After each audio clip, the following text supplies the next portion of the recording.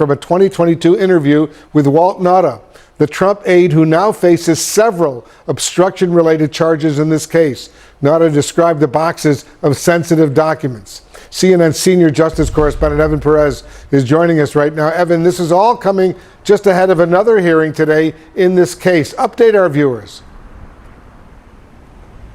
Well, Wolf, this is an important hearing for a couple of reasons. Walt Nauta and Carlos de Oliveira, two of former President Trump's employees, they're still employed by him, and they're also his co-defendants.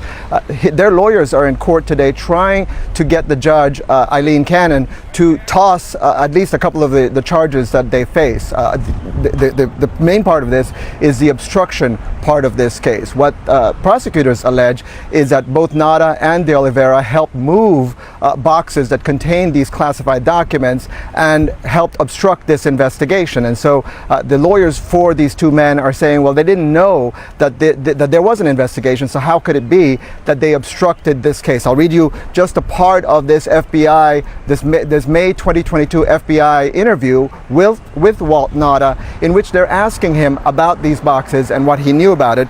Here, let's put up a part of this where Walt Nauta says, describing what's in these boxes, he says, a lot of his personal items carry the same. It's still in the same box. The FBI agent says, but now you're looking inside of these boxes. Nauta says his personal items. And then they continue to talk a little bit about exactly what's in these boxes. FBI agent says, and when you say personal items, what are personal items? And Nauta responds, hairspray and shampoo. Of course, minimizing, according to prosecutors, minimizing what was actually contained in those boxes. What they say were in those boxes were hundreds of classified documents, some of them of the highest nature, highest sensitivity for the U.S. government. And one of the reasons why this interview was happening, Wolf, was because FBI agents wanted to know whether they needed to warn the intelligence community about perhaps possible dangers to operations. Wolf?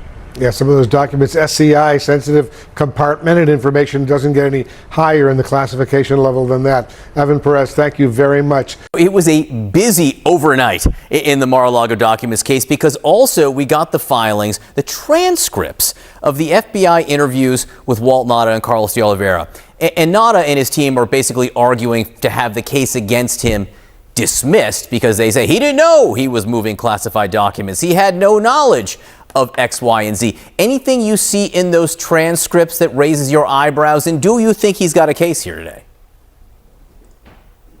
Yeah, you can see from these transcripts, even just the cursory review, the FBI agents clearly weren't buying what Nauta was initially selling. They were very skeptical of his claims. They had it, they were very much looking at it as, you sound like your coach, not usually necessarily using those words, but sort of expressing that kind of skepticism. It sounded like he was coached. And certainly they came back to it later on, and where he admitted to moving certain things and that he had more knowledge than he had originally admitted to.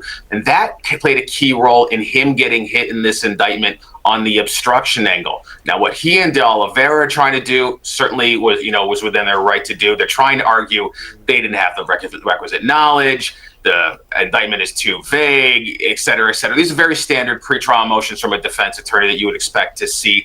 I don't anticipate it will be enough, even with Judge Cannon, to get it thrown out. But we're getting sort of a preview here of what their anticipated defense will be at trial if both Nauta and de Oliveira don't cut deals beforehand. And that's a great point. Even if Judge Cannon doesn't throw it out, what you do see here and what we will see today is a preview, which makes it so interesting.